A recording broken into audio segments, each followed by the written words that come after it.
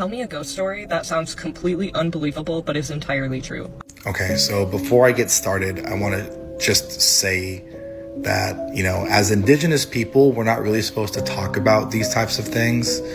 And that's because a lot of these types of things involve our spiritual beliefs, our ceremonies, and those things are closed. A lot of those are closed practices, and we're not supposed to talk about it. However, when this particular thing happened, I was not living. I just moved from Arizona to the state of Michigan. So I was far away from my traditional homelands, and it has nothing to do with our spiritual beliefs or practices or anything really relatively indigenous, really. So I'm going to go ahead and say it because it's a good story. So at the time, I was living in Alma, Michigan. My mom had decided to move back to Arizona, and I wanted to finish out high school in the same school that I was currently in, and didn't want to switch mid-semester or nothing like that. So I actually moved in with my sister and her boyfriend, who had their own duplex at the time. So when we were unboxing some boxes of mine, we had stumbled across a box that had my name on it. And when we unboxed this box, we found a Nintendo 64, which isn't all that weird, except I don't have a Nintendo 64. I've never owned a Nintendo 64 in my life. So that was kind of weird, but whatever. We got excited. We found a Nintendo 64. Apparently it was mine. So we hooked it up, and my sister and I decided to play it. So one night we're playing the Nintendo 64. It's relatively late. It's probably around 12 o'clock. And my sister decided that she's going to go to bed. And so I decided to stay up late and play the game by myself. So she leaves, and I'm playing the game by myself at this point.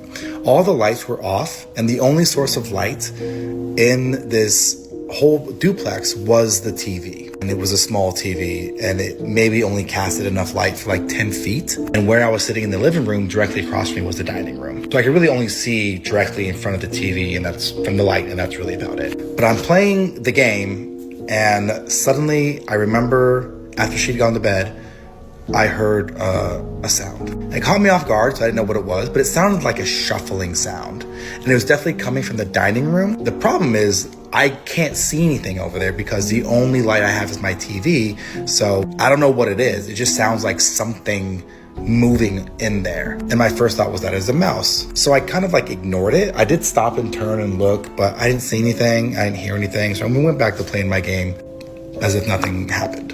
Soon after that, I heard it a second time. Now, the second time I heard it, I definitely was paying more attention to it. And it sounded like a shuffling sound, just closer. Whatever it was closer than it was the first time. So like the first time, I stop and I turn, I pause the game, I stop and I turn, I look. I don't see anything moving over there, and I don't hear anything else. But at this point, I'm acutely aware that something weird is going on over here. But my thought is it has to be a mouse or something. I don't know. I didn't want to pay it no mind because honestly, I didn't want to deal with the mouse. So I just kind of went back to playing my game. So I'm playing my game, and then I heard it a third time. Now, the third time I heard it, it was so incredibly close that I was fully convinced that I would turn and I would actually physically see it standing there or on the ground or something. I pause the game, I stop and I look, and again, I see absolutely nothing. Just a sheet of black right here. Nothing's over there. I hear nothing. But it's definitely a shuffling sound, but more so, it sounds like something's being dragged. And at this point, I remember telling myself that if I hear this again, I'm going to have to deal with this. I don't want to deal with this mouse or this rat or whatever it is, but I'm going to have to deal with it. So if it happens again, I'm going to get up, I'm going to go directly to the TV and turn on the light that's going to light up the dining room, and I'm going to be able to see what this is. Knowing for sure that that's exactly what's going to happen. So I go back and I kind of brace myself. I go back to playing my game, and I commit to myself, I'm going to hit that light when I hear it again. And sure enough, as I'm playing the game, I heard it again. Closer than ever. And at this point, I don't even turn and look. I just immediately stand up and I head directly to the TV and I turn on the light. And after I turn on the light, I remember turn and I look, and I don't quite understand what it is I'm looking at. But one of the things about my dining room was that we didn't really have anything in there. We did have a table, but we pushed the table all the way up against the wall, and under the table we had a basket. And this basket had all of our board games. We had cards, we had Monopoly, we had table tennis, all underneath the table. And as I turn and I look, there should be nothing there, but I turn and I look, and I see that basket sitting directly in the center of the floor. And it dawns on me that what I must have been hearing was shuffling, and it was dragging, and it was the sound of that basket moving across the floor. It was sitting in the middle of the floor. And so I'm staring at it, kind of trying to figure out why it's there. And it takes me a second before I realize that not only is it sitting in the middle of the floor, but there's a ping pong ball that is about a foot to maybe 2 feet in the air, just suspended in the air directly above it. And I'm not afraid. I don't freak out. I'm just more realistically trying to like figure out, like I'm trying to like rationally understand like what's physically going on that's causing this. I wasn't thinking anything spooky or nothing like that. I'm just trying to figure it out. But I'm seeing this ping pong ball in the air, and it wasn't until like it started to move that I realized that what I'm looking at was not like natural. But I'm looking at it and the ball moves and then just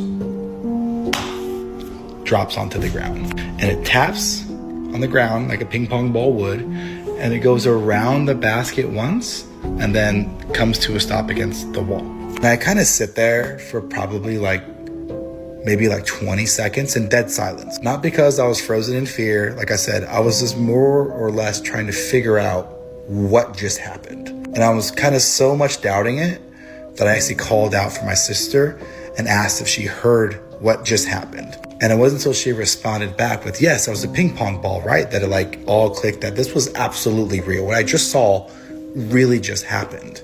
And that's something that to this day, I don't have any explanation for whatsoever. But not only that, but like, how does that happen, first and foremost? But secondly, I don't know if the Nintendo 64 has anything to do with it. It sounds silly, but like, I don't know, because I don't know where that came from. I never owned one. I never had one. I don't know how I got one, but I got rid of everything at the end of the day, and it like never happened again. But definitely something that is hard for people to understand when I tell them. So.